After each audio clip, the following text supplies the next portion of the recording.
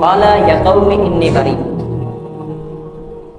হে আমার সম্প্রদায়, হে আমার লোকগুলা শোনো, হে আমার জাতিগুলা শোনো, তোমরা যার ইবাদত করো আমি তার ইবাদত করি না, আমি সম্পূর্ণ নির্দোষ।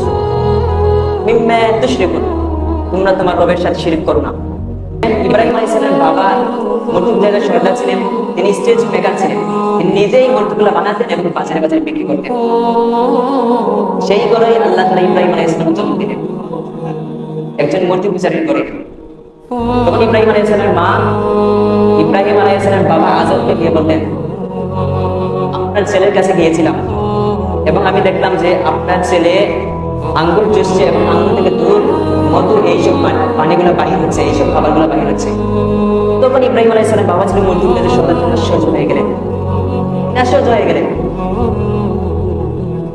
তখন ইব্রাহিম আলাইহিস সালাম বাবার বুঝতে দেরি নেই যে ওই ছেলেটাই, ওই যে নমরুদ স্বপ্নে দেখেছিল, ওই ছেলেটাই হয়তো নমরুদের দুশমন হয়ে উঠবে।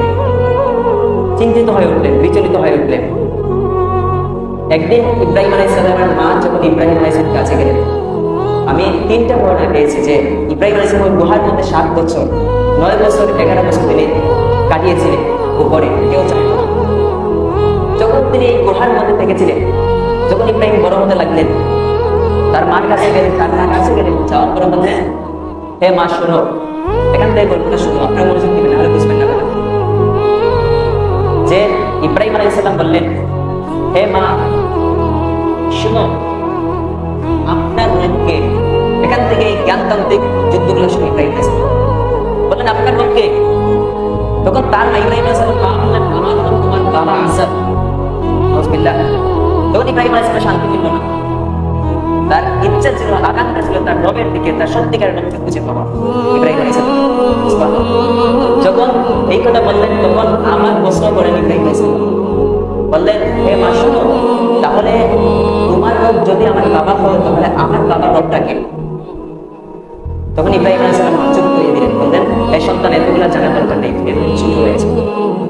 তখনকার সময় ইব্রাহিম আলাইহিস সালাম শিখেছিলেন, বর্ণনা পেয়েছি। এইভাবে ধন্যবাদ ইব্রাহিম আলাইহিস সালাম জিজ্ঞাসা করলেন, সেই উত্তর দিলেন, সেই উত্তর দিলেন, কোন উত্তর পান নাই। একদিন রাতের বেলায় মা গেলেন এবং বললেন, ইব্রাহিম তুমি রাতের বেলায় গুহা থেকে বাইর হবে, কিন্তু দিনের বেলায় বাইর হতে পারবে। তখন ইব্রাহিম আলাইহিস সালাম রাতের বেলায় ঘর থেকে তার গুহা থেকে বাইর হতেন। বাইর হওয়ার পর কত সুন্দর তারকাগুলা দেখতেন, পৃথিবীকে দেখতেন, কত সুন্দর জলমল করে চন্দ্রগুলাকে দেখতেন। কুরআনুল কারীমে আসছে, ইব্রাহিম আলাইহিস সালাম গুহা থেকে বাইর হলেন, ফালাম্মা জান্না আলাইহিল লাইলা, তখন তিনি, যখন তাকে রাত আচ্ছন্ন করলো, তখন তিনি একটি তারকা দেখতে পেলেন, টকটক করে দেখতে পেলেন। ক্বালা হাযা রাব্বী, ইব্রাহিম আলাইহিস সালাম ক্বালা, তিনি বলেন, হাযা রাব্বী, এটা কেন?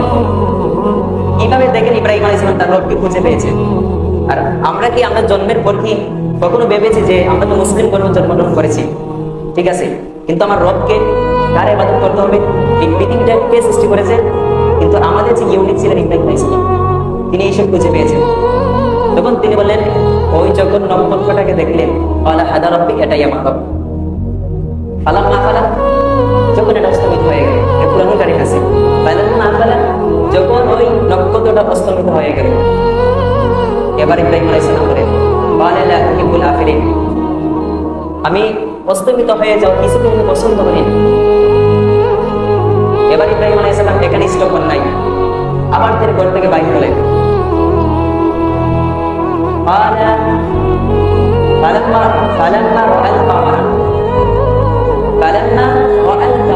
যখন তিনি রাতের বেলা দেখতে পারেন, আকাশের চাঁদটা দেখতে পারেন, বাজিগা মানে জলমল করছে। বাজিগা মানে কি ভাই? জলমল করছে।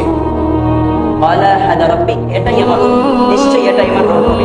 ইব্রাহিম আলাইহিস সালাম বললেন, ফালাম্মা আফালা, যখন এটা অস্তমিত হয়ে গেল, ক্বালা লা ইন লাম ইয়াহদিনি রাব্বী, যদি আমার রব আমাকে সঠিক পথ না দেখান, ক্বালা লা ইন লাম ইয়াহদিনি রাব্বী, যদি আমার রব আমাকে সঠিক পথ না দেখান, লা আকুনান্না মিনাল কাওমি যালিমিন, তাহলে আমি পথভ্রষ্টদের অন্তর্ভুক্ত হয়ে যাব। যখন তিনি নক্ষত্রটাকে দেখলেন, অস্তমিত হয়ে গেল, না এটা আমার রব হতে পারে না। এবার তিনি চাঁদটাকে দেখছেন, বাজিগা মানে জলমল করছে, এটা উদিত হলো এবং এটাও অস্তমিত হয়ে গেল। তখন তিনি বললেন, না, যদি আমার রব আমাকে সঠিক পথ না দেখান, তাহলে আমি কিন্তু পথভ্রষ্ট করব। শেষ নাই। এরপর তিনি বলেন ফালাম্মা রাআ শামসা, শামস মানে সূর্য, ফালাম্মা রাআ শামসা, যখন তিনি দিনের বেলা সূর্যটাকে দেখছেন, বাযিগা মানে ঝলমল করছে, ক্বালা হাদা রাব্বি, ক্বালা তিনি বলেন হাদা রাব্বি, এটাই আমার রব, হাদা আকবার, এটা সবচেয়ে বড়। ইব্রাহিম আলাইহিস সালাম বলেন কিভাবে তার রবকে খুঁজে পেয়েছেন, হাদা আকবার, এটা সবচেয়ে বড়। যখন ওই সূর্যটা দিন শেষে অস্তমিত হয়ে গেল, ক্বালা ইয়া কওমি ইন্নী বারি, হে আমার সম্প্রদায়, হে আমার লোকগুলা শোনো, হে আমার জাতিগুলা শোনো, তোমরা যার ইবাদত করো আমি তার ইবাদত করি না, আমি সম্পূর্ণ নির্দোষ। মিম্মা তুশরিকুন, তোমরা তোমার রবের সাথে শিরক করো না, ইব্রাহিম আলাইহিস সালাম বললেন। এবার তিনি বলেন ওই চাঁদটাকে, চন্দ্রটাকে, সূর্যটাকে যে কন্ট্রোল করেন তিনি আমার রব। এবার তিনি বললেন, হাত তুলে বলেন, সাইলেন্টার বলেন আল্লাহ তাআলা কাছে, ইন্নী ওয়াজজাহাতু ওয়াজহিয়া লিল্লাযী ফাতারাস সামাওয়াতি ওয়াল আরদা হানিফান ওয়া মা আনা মিনাল মুশরিকিন।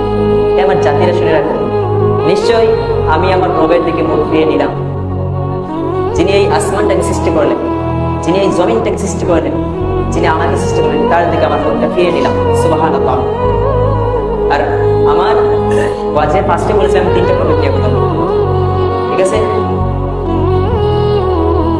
যদি আমি একটা টপিকে নিয়ে কথা বলি আমার 2 থেকে 3 ঘন্টা চলে যাবে, 2 থেকে 3 ঘন্টা নিশ্চিত চলে যাবে, ঠিক আছে? তখন ইব্রাহিম আলাইহিস সালাম বললেন যে না, আমি তোমাদের মন্তব্যগুলোকে বৈশ্বিক হিসাবে গ্রহণ করি না। তখন ইব্রাহিম আলাইহিস সালাম চলে আসলেন, গুহা থেকে রাতের বেলা চলে আসলেন বাবার কাছে। বাবার কাছে আসার পর দেখলেন যে তার বাবা কোনো মূর্তি বানাচ্ছেন। মূর্তি বানানোর পর এইগুলাকে সেজদা করছেন, ঘরের মধ্যে প্রবেশ করলেন।